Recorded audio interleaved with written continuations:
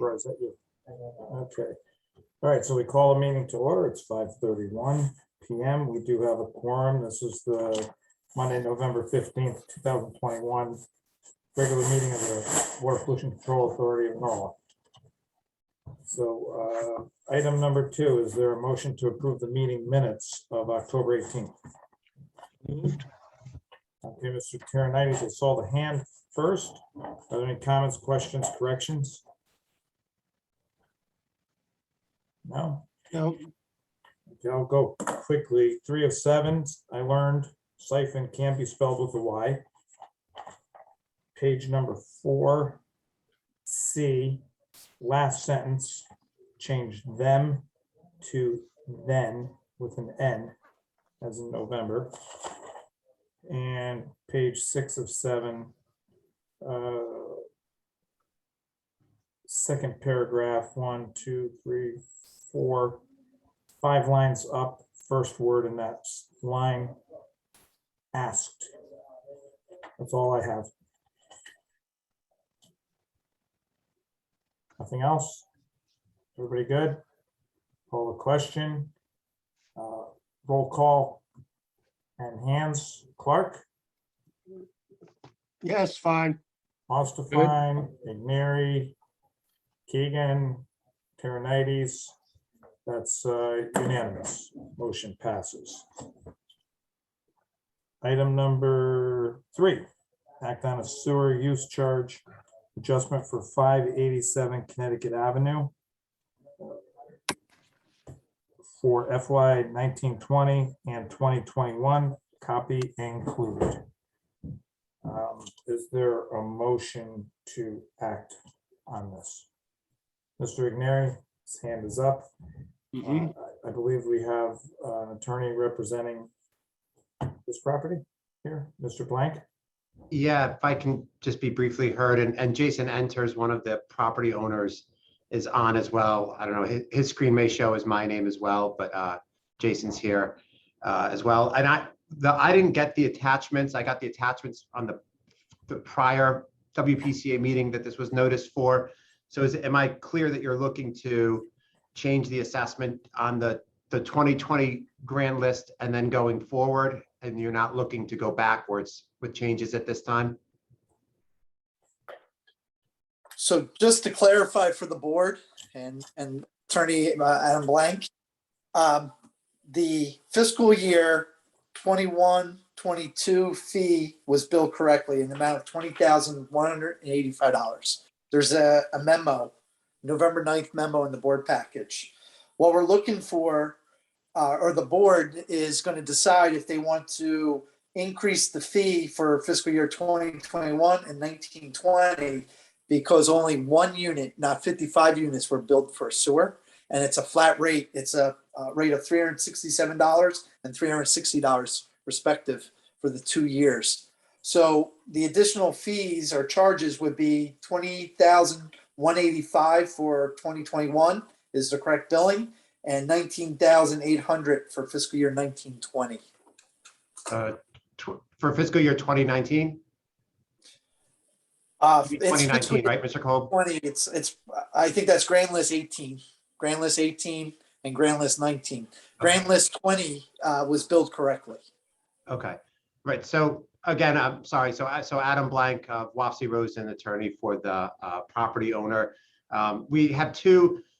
One is a smaller concern, and one's a larger. So I'll start with the smaller one, but still meaningful to the client, which is 587 Connecticut Avenue. Some of you may be familiar with it. It's a 55-unit apartment building, and there's about 100,000 square foot self-storage center that's located on the property. This was a special permit approval. It's one parcel. Although the city's attempted to tax them separately, it's one parcel of land. It's a mixed use of the property, self-storage and apartments. It's a condominium. So there's, it's the one unit is the self-storage and one is the apartments, but it's a mixed use building. And therefore under your schedule, that would fall under the schedule for commercial and mixed use properties over 110,000 gallons, and not the fixed rate for apartments.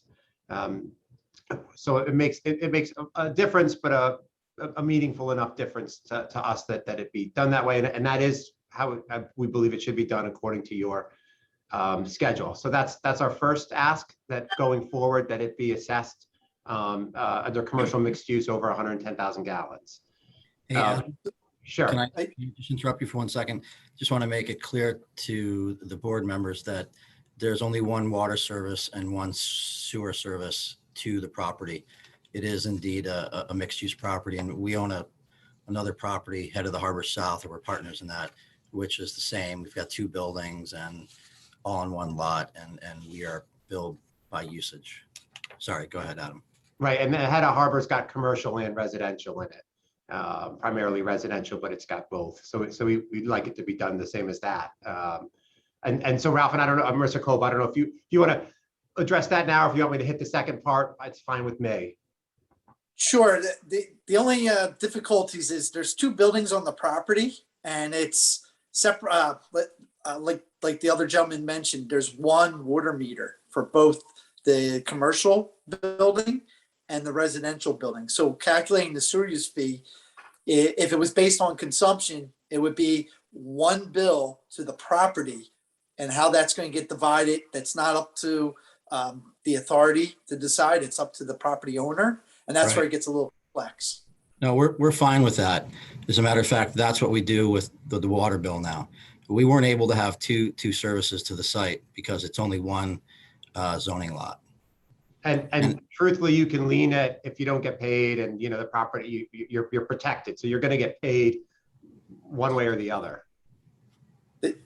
The clarification that we would need would be for the tax assessor and collector, actually, who sends out the bills, who receives the bill. That's the information they would need. The residential building would receive the bill.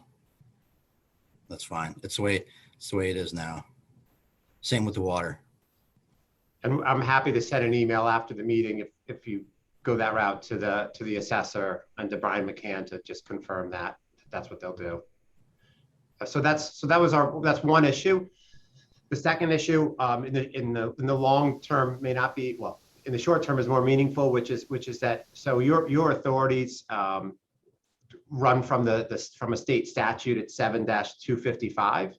And that statute allows you to set rates and to give classifications, which you've done. And you're not, once you've done that, you're not stuck with those rates or even those classifications for all of eternity. You can change them and you can revise your schedules. All of that is permissible.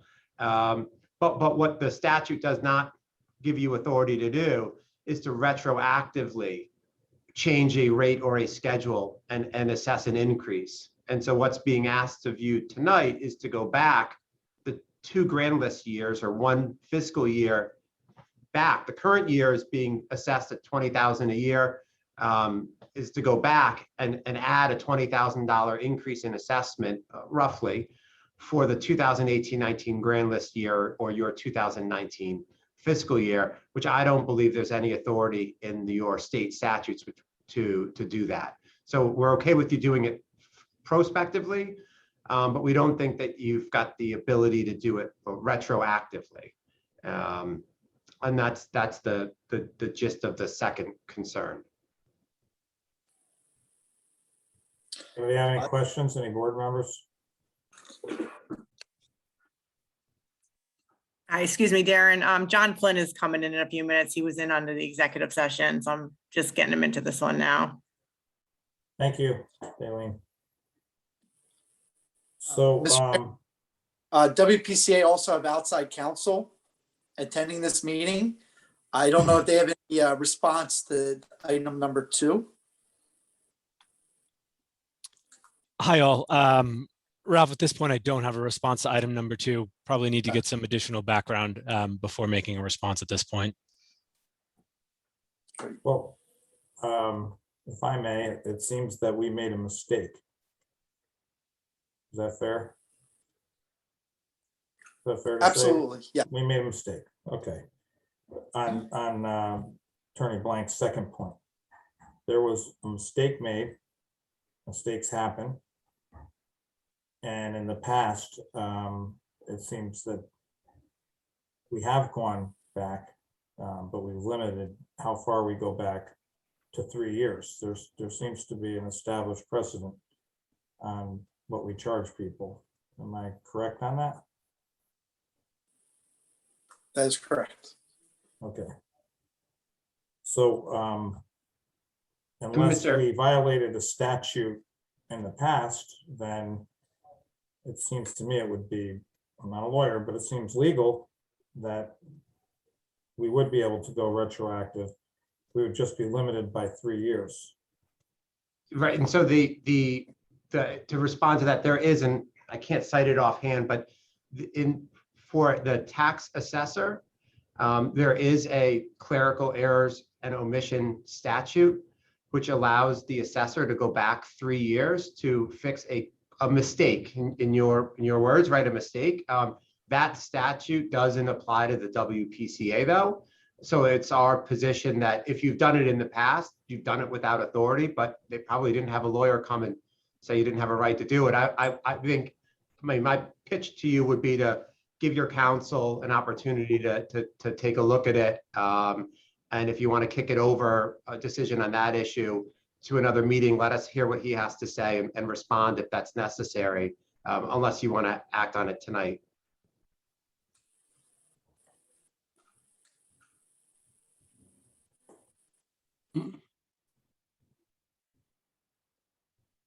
Okay, so what, John, you are muted. just for the board, what is the, what are we talking about on the first point? I understand there's a single meter, and how does that work out relatively to the individual charges? I mean, we talked about a single property, we talked about a single meter, and that you would prefer that approach to having the 55 units billed separately. What is the cost of billing 55 separately versus the single meter?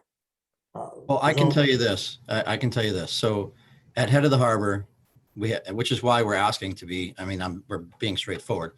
At Head of the Harbor, we have 60 units and 5,000 square feet of office space. It's 2 separate buildings, 1 meter, 1 service for both water and sewer. So our sewer use bill for this past year was $18,034. The flat rate billing per apartment is more. It's like 21 and change. So we would ask that the one that you just put on goes to actual usage, and going forward that we have actual usage. We think that because it's a mixed use development with just 1 service, that we're entitled to that. The storage building just has 1 bathroom. They don't use any water, which is why we're willing, which is why we pay the water for the zoning lot. Okay, but don't we by now have actual water usage data?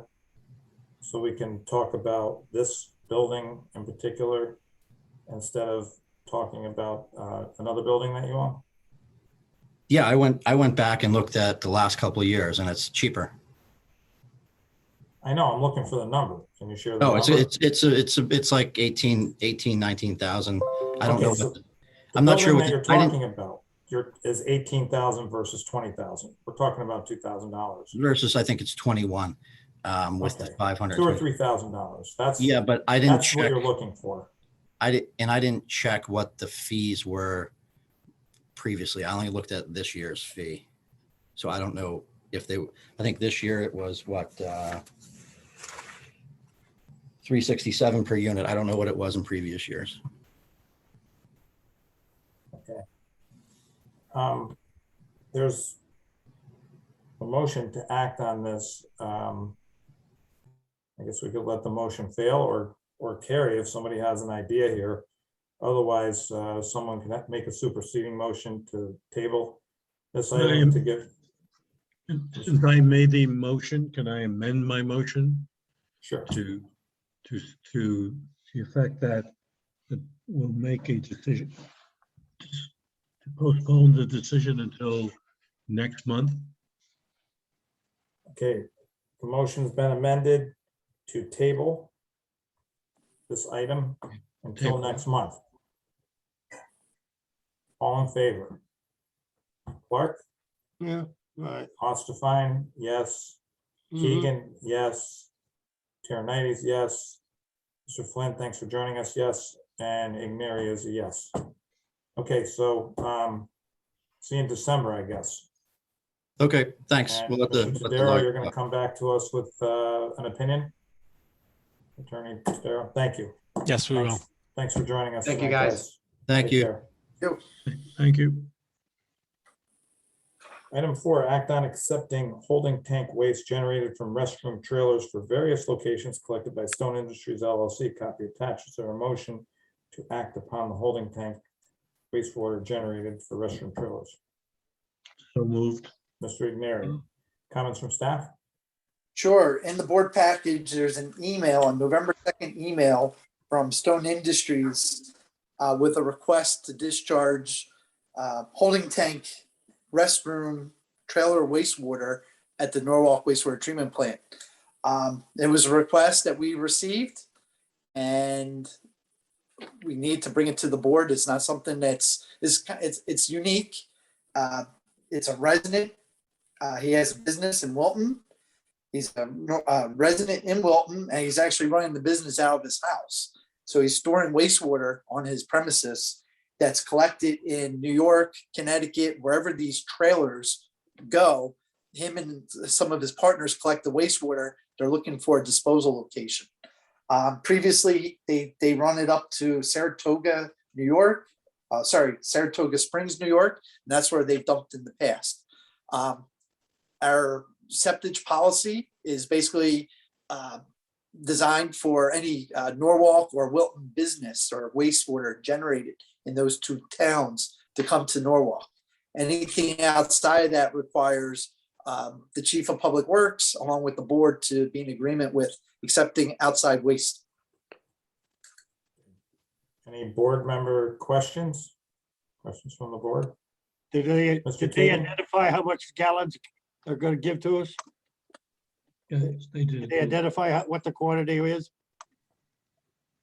Just the email, if they've actually quantified it. I don't, it's like 200 to 250, maybe a little bit more each time. Mhm. I just don't know how this business is going to take off for them. I think this is a fairly new business. We would propose, if we do accept it, it's 10 cents a gallon. So they bring 500 gallons, it would be 10 cents per gallon. I would imagine the amount of extra flow would be very incremental, and then the plant could handle it very easily. Correct. It's just, the only concern I have is because it's coming from various locations in Connecticut or New York. If somebody wanted to dump a hazardous waste or some other chemical into the holding tank, we don't know. It's a little bit harder. Suez does a really good job about taking pHs and grabbing a sample, but you just never know what's in that wastewater. That's the only concern. Okay, Mr. Keegan. You were I had the same question, Mr. Chairman, as Mr. Clark, but Ralph brings up a very good point. Is there any way that we could be certain that hazardous materials aren't disposed of before they come to our plant? Is there a plan? Is there some way we could do that? I had the same question too. My question was a little different though, same as you guys, but just a little different. I know a porta-john has some chemical in it, and it's supposed to make things smell fresh for a short period of time. I would ask, is that chemical, is that detrimental to our treatment process? If I could, I don't know the answer to that question at this time. I would have to look at an MSDS or an SDS of that chemical to see if any of those are a microbiological inhibitor. And that would be the concern. Does it inhibit the wastewater process? Okay, Mr. Marcin, are you familiar, or Yeah. Brown, Mr. Brown? Are you familiar with anybody dumping porta-john material into a wastewater treatment facility? Did that ever create a problem? Yeah, I mean, it's that those chemicals are designed specifically to be biodegradable in a wastewater treatment plant. We've never experienced any adverse effects. The only thing I could think of is if it was an extremely small treatment plant and the dilution factor was very, very high, but we're treating, 12 million gallons a day plus. So as one of the other board members said, this septage will actually help our biological process because it'll provide some additional food for our bioorganisms to eat. So and as far as screening for toxicity, you can never be sure, but we do a visual inspection. We run a pH, which is an important indicator of, if something could be detrimental. And we also keep good records, so we know where every load is coming from. We don't get a real lot of septage. So if we had a load that impacted the plant, we could backtrack it pretty quickly to the sources that we received over the previous 24 hours. Great. That's very helpful. Mr. Igneri? Since you're able to track it back to the source, does the source insure us against such problems? I guess it's a question to staff. Yeah. We'd have to take a bond out or something. There's no way we can protect ourselves. No, I would think we would require the source, I'll use that term, to have insurance in case against such an activity. I don't know.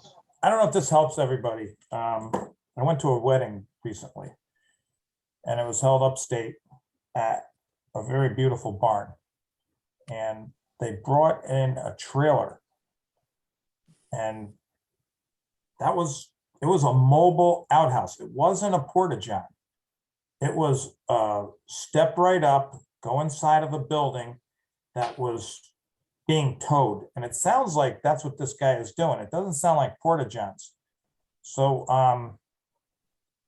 if that's the case, these things are not really left unattended.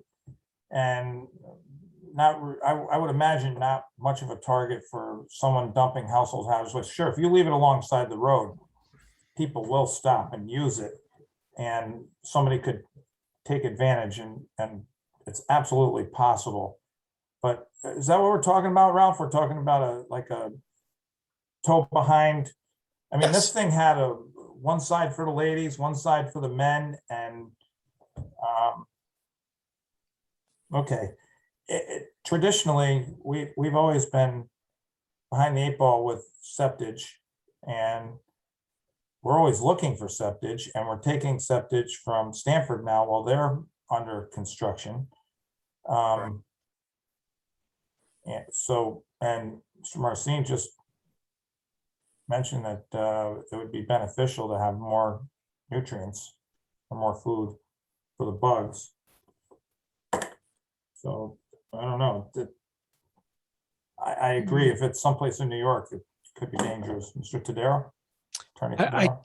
I think I would share some of the concerns that a few folks have raised on the call to this point, that there may be something in the septage that we're just not aware of. And I think we may be able to guard against that in a couple of different ways. I guess, number one, we don't usually require some sort of characterization of sludge, but this is being brought from outside the municipality. So we're deviating slightly from the standard operating procedures. So we could request some sort of characterization from the supplier of this particular sludge. We also may be able to do it in a phased approach, where we don't bring in all the material all at once. Perhaps we bring in a small quantity of the material, or require them to only bring in a small quantity at once, and then we could see some of the way in which the system reacts to it, the way in which John Marston was mentioning. Maybe there would be some observations that we could make about the way in which the system's able to process the sludge. Now, that's not going to guarantee that every single load that's brought in is identical to the prior loads, but we could, of course, request a characterization of each one of those loads, which probably wouldn't be cost prohibitive. But those would be two measures that I think we could put in place that will allow us to take a greater level of comfort for accepting the septage. Mr. Marcin, would it be possible or feasible? I know it's possible, but would it be feasible to take a sample from the load? Because if that's all it is, we take a sample and then we would know exactly what's going on with that sewage if you had a problem. Yeah, we could certainly do that. I think we do that to some degree now.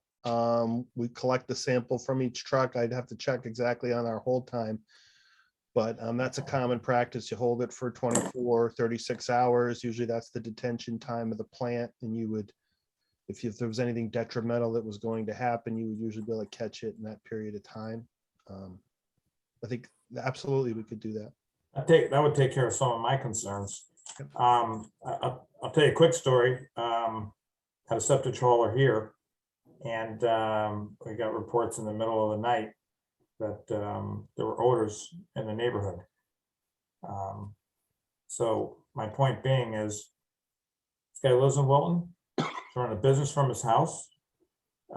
If he could find himself a manhole and dump that stuff into a manhole in Wilton, we're going to eat it anyway. It's going to come to us. It's going to be metered. Wilton will pay for it. He'd eventually get caught, I assume. But I don't know. What are his options? He's going to go to New Haven. We want the money. We're taking it from other people outside of our municipality. So Mr. Marcin said he could take some samples. Are there any other questions from staff or anybody?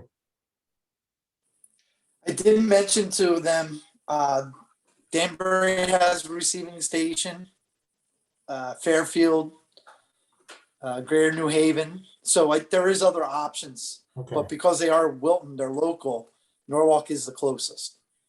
And Wilton is a customer of ours. That's correct. I would not be against it. After listening to all of the points made by Mr. Marcin. Does everybody feel comfortable? And yes, everybody have any other questions? I have a question. What if we approach these people and said, what kind of testing are you prepared to do before we would accept your sample? And leave it up to them. It's their expense, it's their trip. If they can prove to us their material is acceptable, then there's no issue, right? That's true, but it's also true that they would have the benefit of testing whatever material they wanted to, which may, if somebody's dishonest, it would may not be representative of the entire load. A little bit on their testing. Well, then it falls to us again to either test it and accept the material or not. And it's still a decision that we'll have to make. Okay, the motion was to act on this. When we firm up the motion, is it for accepting this material? I would be in favor of accepting the material. The quantity involved is not significant, and the risk involved is no greater than if it were a Norwalk resident. So let's take advantage of the extra income. Okay. I agree. It was Ignary's motion? Yes. Okay. Is that a motion, Mr. Ignary, what Mr. Clark just said? Yes. Mhm. Okay. You You said you agreed with what Lou said. Mhm. Okay, so the motion is to accept the holding tank waste with the caveats that we've discussed. Mr. Marcin will take samples and check the hold time, et cetera. And if everything works out okay, they can continue, and at any time, if it does not, we of course have the authority to not accept it. So all in favor? Clark? Here, favor? Yes. Ostafine, yes. Ternites, yes. Flynn, yes. Igneri, yes. Keegan, yes. That passes unanimously. Thanks. Okay. Mr. Chairman, before we Yes. move on, I just got a text message from Mr. Bovee apologizing that he can't be here tonight. His computer apparently chose this time to update and he's shut off. Please tell Mr. Bovee we miss him greatly and wish him the best with getting that in order. Now, if I could quickly, Mr. Igneri, you said you had to go? Well, I got a text. I have more time now. You have more time. Probably not much more time. No, I'm good. What I'm asking is, should we take the meeting out of order and jump to executive session to include you? Or do you think you'll be able to stay through the reports and get to executive session? I think I should be able to get to the executive session in the normal order of things. Great, thanks. Okay, item number 5, contract operation reports. Please just run with it. Okay, thank you. Good evening, everybody. I'll read from the executive summary. Some October highlights. We had another storm event from a nor'easter that hit around October 26th. We had a heavy rain event. It was concentrated over a shorter period of time, totaling 4.6 inches. Led to increased flows to the wastewater plant. And at about 9:40 a.m. that morning, we went on to the 002 storm flow. It actually activated twice during the day. It was about 2 4-hour increments. The rain subsided during the middle of that day. If you may recall, we were able to get off storm flow for a number of hours, but then we had another burst that hit later in the early evening, which caused us to go back on for about 3 hours. So it was a total discharge time of 7 hours and 8 minutes over that day. It was all done by 11:45 that evening. There's a correction on the report that you have. The report reads 5.6 MGD, but the actual number is 1.5 MGD. That's a correction. And that was the total amount that was discharged through the 002 outfall. During that same time, we put about 9.9 million gallons through the regular outfall. And the blended calculations for those flows and the blended lab analysis, we were within all of our effluent permit requirements. So we were in compliance for our blended discharge during the entire storm event. All the pump stations operated well. We didn't have any SSOs during this event, which was excellent. Our collections department dedicated a significant amount of time for the storm cleanup in October, but they were still able to complete almost 2.6 miles of TV, and they hit 1.2 miles of the critical hotspots in the system. IPP activities continued. We inspected 39 additional locations. We continued to receive septage from Stamford, and our team is still working under our severity level 2 COVID protections. But we have no current cases and no employees on quarantine currently. Regulatory events, we were in compliance for all permit limits for the month of October. We had good nitrogen performance, but our flows still were up a bit. We had a monthly average of 531 pounds, which slightly increases our 2021 calendar year running average to 509 pounds. So we're still in very good shape for the year end. I also wanted to mention that our scrubber installation is complete, and we're scheduling our startup in the next few weeks. So confident that the next time we speak, we'll be talking about the performance of that unit.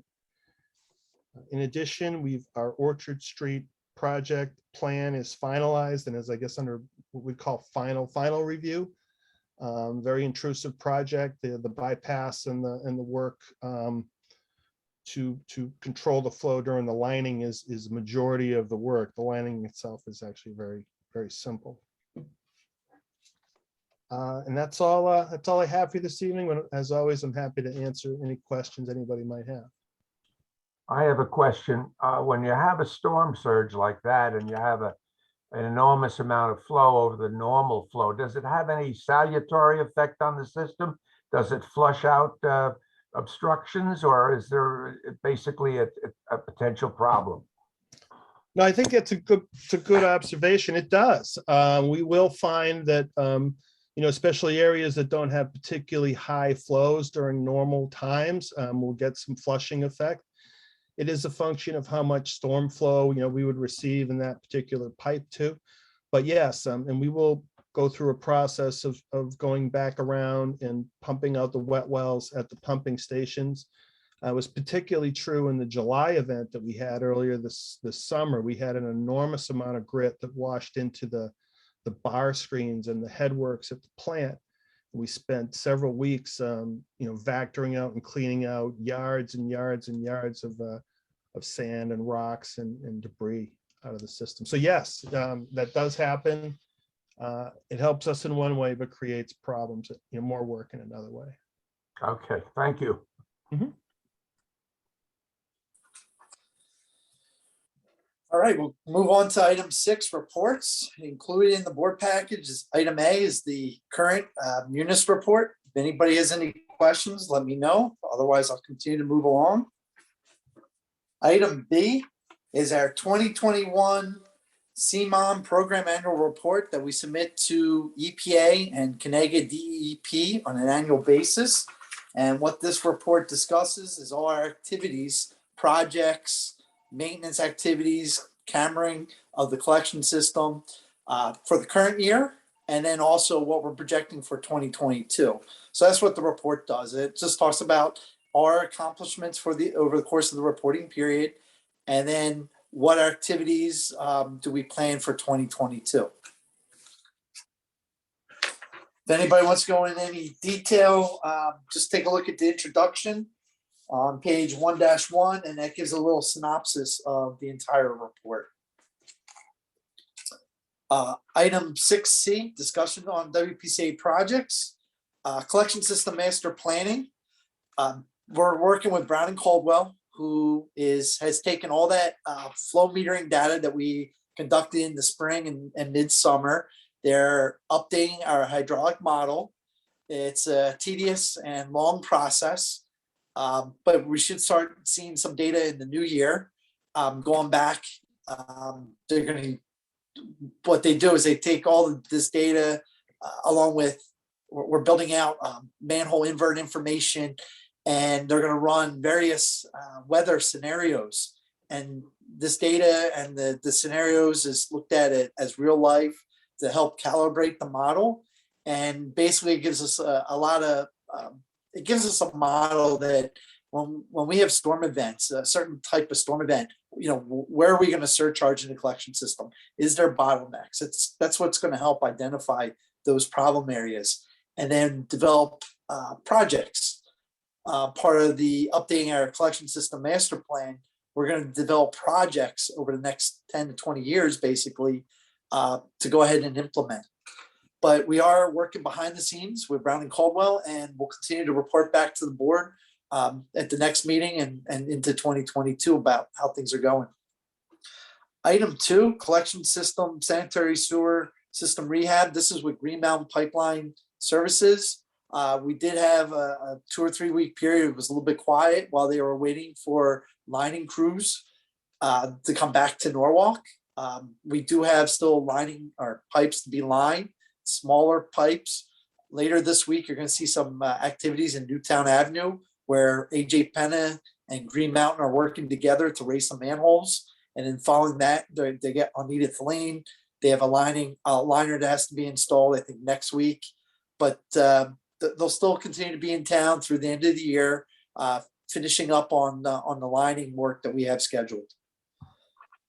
Belden and Burnell Boulevard, a Vidi company is back in town this week. They have about 120 feet more to open up to lay new pipe. There's a lot of utilities in this intersection, and because of some things that we didn't anticipate to be so deep, we did have to make some changes. But we've come up with a plan. Like I said, they have about 120 feet of gravity main to go. They're going to open up that road, make sure we don't have any other conflicts, and go ahead and lay that pipe. We tweaked it, we added a manhole to get around one of the utilities. So that project, we're still on track to finish early December. Wall Street, 2 Night Street relocation improvements. Holzner Electric Company was awarded that project, and they are in town. They've been doing some site survey work, and they're working with Jacobs Engineering on shop drawing reviews, submittals. So we're continuing to move forward to review all the manholes or the concrete, the structure, what's going to be part of that project, so that way they can get their order in and start construction as early as possible in 2022. Pump station, 5 Mile Old Trolleyway, Cairn Drive and Woodward Avenue. Kovacs is in town. They continue to receive material for various improvements at each station. So as material comes in, they jump to that station. So it's not like they're at one station and finishing all the work. They just can't, because they still have equipment on some of the cargo ships. But as equipment comes in, they're bouncing amongst the 4 pump stations to keep their crew continue to work and save on any kind of delays that they may try to get change orders. So far everything's okay. Bell Island pump station improvements. Suez is in the process of they had purchased 1 new pump. That pump, we're waiting to receive it. They have a contractor that's going to install that pump, take out the second pump, have that rehabbed. And then once that pump comes back, that'll be a spare for the station. We're also going to be doing an excavation in the near future, because what that station does not have is a bypass connection. So if both pumps failed, right now there's no way to utilize the force main. If we brought a Godwin in and started pumping, we'd actually have to run a hose basically to the Pine and Gold Road, I believe, in order to discharge into gravity. So by digging down onto the force main, then what we're going to do is have a precast structure built with some piping and some additional valves, and that's going to allow us to connect the discharge of a pump into the force main and utilize the force main to convey flow in case there's a major emergency at the station. So this is something we're doing on each of our pump stations, putting in bypass connections, putting in connections that if the main generator fails, bring in a generator on a trailer as backup power. So, we're trying to get that 2nd and 3rd degree level of protection just in case. At the wastewater treatment plant, we had just advertised the aeration tanks, electrical infrastructure improvements. Last week, we had a mandatory pre-bid meeting. That's going to allow us to lift the electrical above the grading on the aeration tanks, put it overhead. We anticipate, I think bids are due early December 8th, I believe. Don't quote me on the date. It's the 6th or the 8th. So we're excited to receive bids, and then you'll see that contract in December. It'll come to the board for award. We're going to try to fast track it, because once April comes around, that's when they can take the aeration tanks down. And, we have a window of April to November to get that work done. So that's coming soon. And then going into item D, sewer use bill appeals and adjustments to date. Item 1, the Maritime Aquarium. We did reach out following last month's board meeting.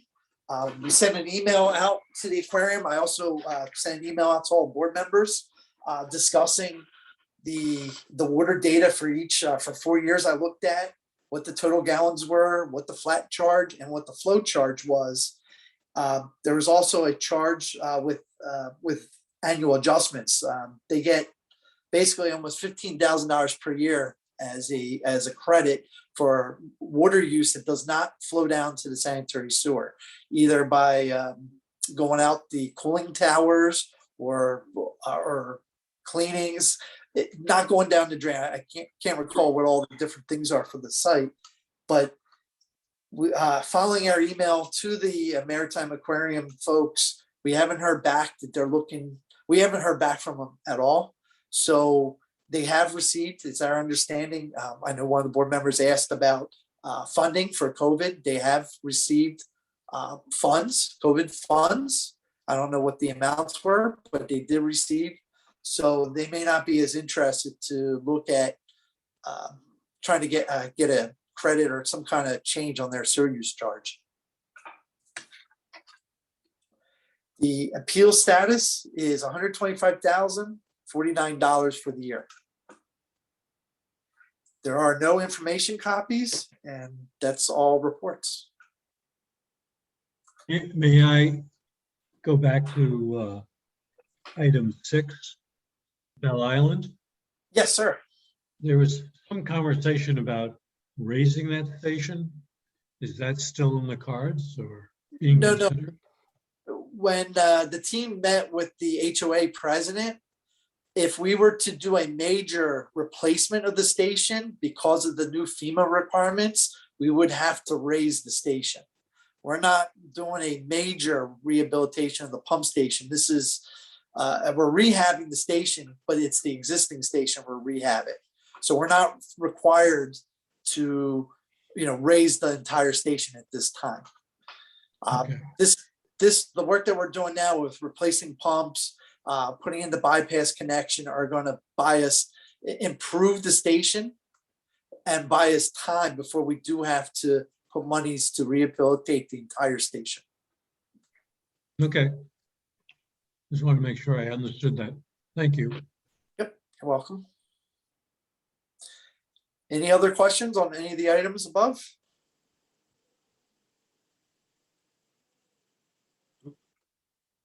Okay, it's 6:18. How do we do this?